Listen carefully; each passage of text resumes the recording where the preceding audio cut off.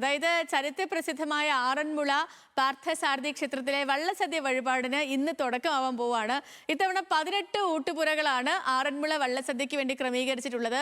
ഇടക്കുളം മുതൽ ചെന്നിത്തല വരെ 52 കരകളിലെ പള്ളിയോടങ്ങളാണ് ഓരോ ദിവസത്തെയും വള്ളസദ്യയിൽ പങ്കെടുക്കുക. 60-ലധികം വിഭവങ്ങളാണ് ഇത്തവണയുള്ളത്.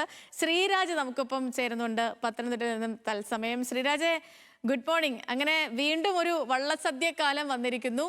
അപ്പോൾ ഇന്ന് മുതൽ തുടങ്ങുകയാണ്. ക്രമീകരണങ്ങളൊക്കെ പൂർത്തിയായി കഴിഞ്ഞോ?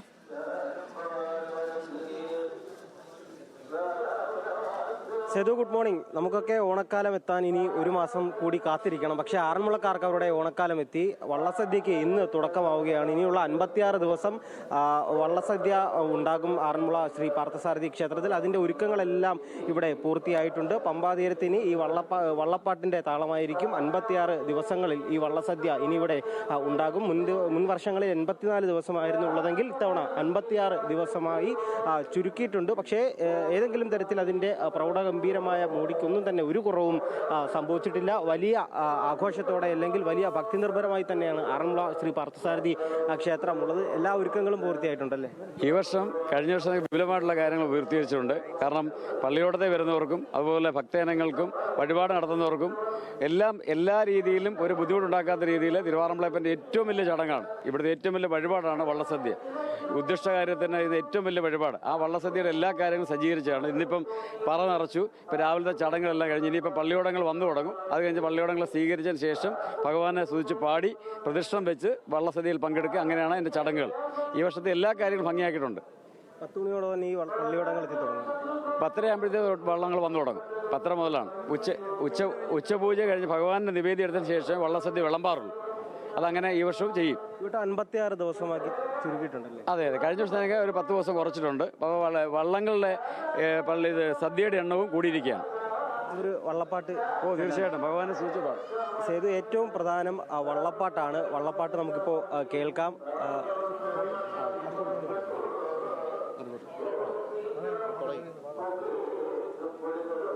ഗോവിന്ദ തിരുനാമ സങ്കീർത്തനം. ഗോവിന്ദ ഹരി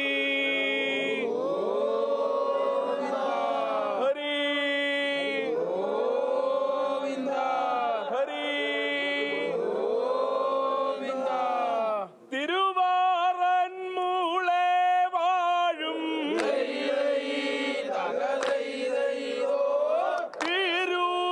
തിരുവാറന്മുളെ വാഴും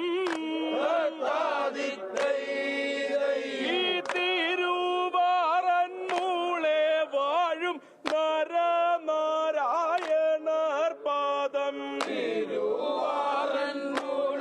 വാഴും നരനാരായണർ പാദം. തിരുവാറന്മുളെ വാഴും നരനാരായണർ പാദം.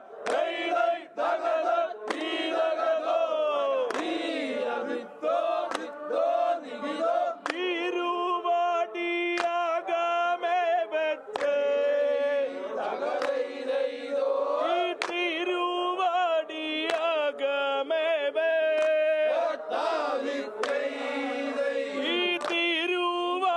തിരുവാടിയാകമേ വെച്ചടി കൂപ്പുന്നേ തിരുവാടിയാകമേ വെച്ചടി കൂപ്പുന്നേ തിരുവാടിയാകമേ വെച്ചടി കൂപ്പുന്നേ.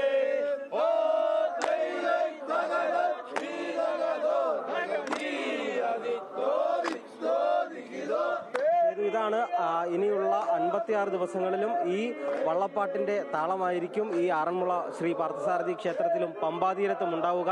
അതിൻ്റെ വലിയ തരത്തിലുള്ള ഭക്തജനങ്ങൾ ഈ ക്ഷേത്രത്തിലേക്ക് എത്തും. എല്ലാ തരത്തിലുള്ള ക്രമീകരണങ്ങൾ ഈ വള്ളസദ്യക്ക് വേണ്ടി ഇതിനോടകം തന്നെ ഒരുക്കിയിട്ടുണ്ട്. സേതു. ഓക്കെ ശ്രീരാജ്, ശരി. ആ വള്ളപ്പാട്ട് കേൾക്കുമ്പോൾ തന്നെ നമ്മൾ ആ ഒരു ഫീലിലേക്ക് പോകുന്നു എന്നുള്ളതാണ്. നമ്മളിപ്പം പറയില്ല, നമ്മുടെ ജീവിതത്തിൽ ഒരിക്കലെങ്കിലും ഒക്കെ പല സാധനങ്ങളും എക്സ്പീരിയൻസ് ചെയ്യണമെന്നൊക്കെ പറയുന്ന പോലെ ചെയ്യേണ്ട ഒന്നാണ് ആറന്മുള വള്ളസദ്യ. അത് ബുക്കിംഗ് ഒക്കെ തുടങ്ങി കാണുമായിരിക്കും. പക്ഷെ നമ്മൾ ബുക്ക് ചെയ്തില്ലെങ്കിലും അവിടെ ചെന്നാൽ ഭക്ഷണം കഴിക്കാനൊക്കെ പറ്റും കേട്ടോ. ഭയങ്കര നല്ലതാ. നമ്മൾ ഒരിക്കലെങ്കിലും പോയി അവിടുത്തെ ആ വള്ളസദ്യ കഴിക്കണം. അത് അവർ ഈ പറഞ്ഞ പോലെ ആ ട്രഡീഷൻ കേട്ടൻ, ആ ഒരു പാട്ടൊക്കെ പാടി ഇവർ ആ ഭക്ഷണം ചോദിക്കുന്നതും അതേപോലെ ഇവർ കൊണ്ട് കൊടുക്കുന്നതും അതെല്ലാം കൂട്ടി പിന്നെ നമ്മൾ ആ ഭക്ഷണവും കഴിക്കണം. അത് ഭയങ്കര എന്താ വേറൊരു ഫീലാണ്. പിന്നെ ഇവർ ഈ വരുന്ന